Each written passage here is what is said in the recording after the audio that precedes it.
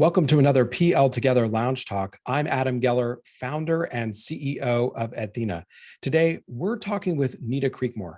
She's an instructional coach with more than 18 years in education. She's based in the Atlanta, Georgia area and has experience teaching across multiple different grades. Nita, thanks so much for being part of PL Together. Thank you for having me, Adam. Well, we've been talking about the experience of the teachers right now in a year that feels kind of chaotic. We're talking about the experience of instructional coaches connecting with teachers. But maybe if we certainly keep a foot in the right now, but also zoom out to just kind of, okay, we eliminate the uncertainty of the pandemic and are able to kind of bring light to the topics that are really important in schools. One of those things that I think is hopefully a constant conversation in schools is diversity, equity, and inclusion. And this is something I know you've talked about a bit before about, not mistaking the kind of idea that, sure, diversity and inclusion is the piece of inviting people in, but equity is really about making sure that people are heard. And so that's where I want to start. I mean, why do you use that definition around equity being the thing that people need to kind of draw their focus to, and that example of like making sure that everyone's heard?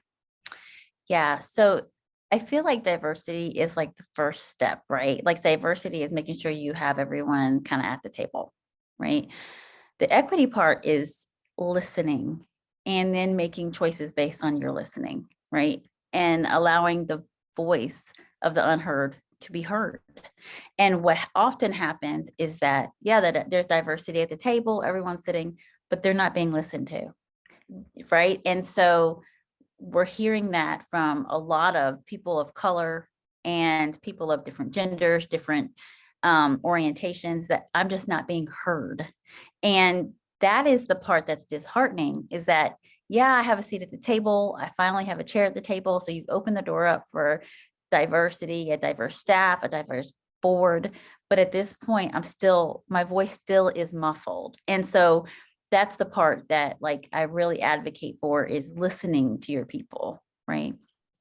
Well, okay. So take us from this almost theory, the theory of action here into the action. Bring us into, maybe a real example from your school or what it might look like in a school. Like, help us bring that idea to life. Like, what does that mean if an instructional coach is watching this video and they need to do a better job of making sure everyone's heard?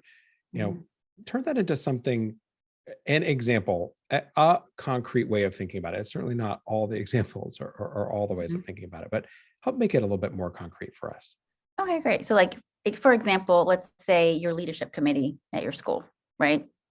Making sure that your leadership committee, first of all, is diverse, right? So let's not always have, and I work in an elementary school, and I'm sorry to high school teachers, I'm going to try to put it in that framing as well, but let's not have all team leads that are not of color, right? So that's the first step, is making sure that your team leads are diverse. So I guess for high school, it'd be a content area or like an English lead of the English department or whatever, making sure that's more diverse. So let's say you have a leadership meeting and you post a question, let's say about student achievement, or about, let's say African-American males scoring less on the standardized tests, or African-American males going to the office all the time and not having, discipline for all. So you're having this discussion, right? But the only people you're listening to are the people that are not of color, right? And so making sure that you're hearing their voices as well as it relates to the data, why they think that the data is there, and then making that actionable, doing something about it, and putting all your heads together, and really thinking about, well, let's dig deeper into this data. Let's do some observations. Let's see where the root of this problem is, of the high rate of African-American, boys, which is statistically shown in punishment or in, getting discipline referrals.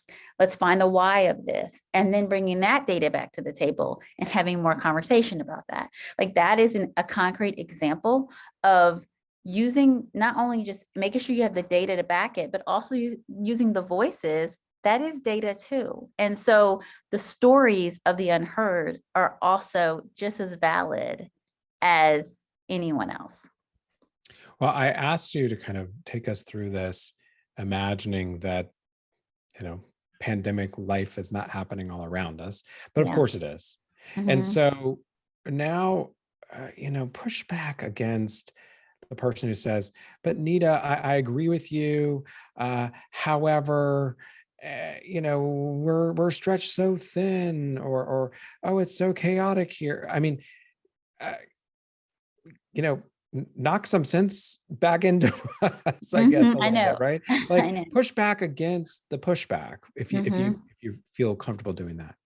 And here's the thing. So my pushback would be, the question would be, do we not believe that every child deserves to thrive? Do we not believe, not just survive in an environment, do we believe that every child deserves to thrive? The question for anyone who is passionate about education and children and in this education field would be, yes, I believe that every child, every single one deserves to thrive.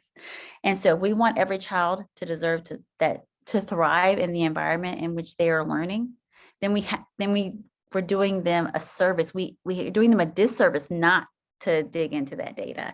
We're doing them a disservice not to think about what's equitable and accessible, and making sure, and I even will add, this came from Terrence Lester on Instagram, but the A and the B, and the A is access and belonging, right? And so making sure that we're making learning accessible to all children, but also making sure that they feel like they belong. And so that also is a part of the DEI work that I think gets missed sometimes as well. What I love about that is, I was pushing the chaos of the pandemic, right? I